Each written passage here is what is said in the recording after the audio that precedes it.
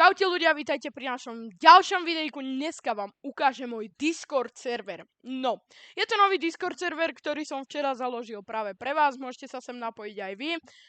Mám tu pár ľudí, fakt sú to fanúšici z mojej komunity, mám tu botov, som tu ja samozrejme. V dneskajšom videu vám vysvetlím, ako fungujú tieto roomky, ako sa tu nenudiť, čo robiť, ako sa zabaviť a ako si nájsť nejakých kamarátov alebo niečo také.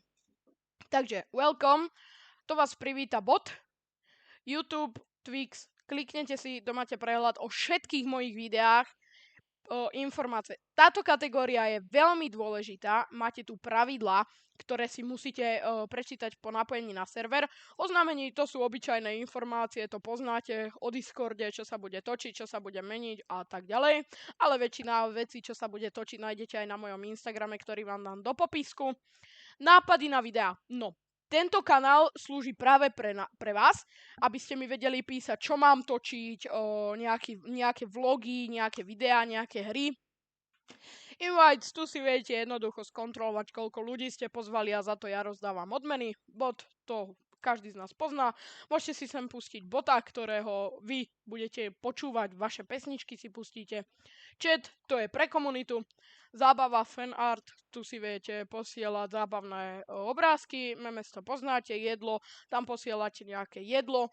UI súťaže, to sú súťaže pre vás a reklamy, tu si viete spraviť reklamu na váš YouTube kanál, na váš TikTok kanál, na váš Twitch kanál. No, hry. To je kolónka na to, aby ste sa po škole napríklad nenudili, dojdete na môj Discord server a môžete si zahrať hru. Mám tu Idleminer, mám tu počítanie, mám tu Akinátor.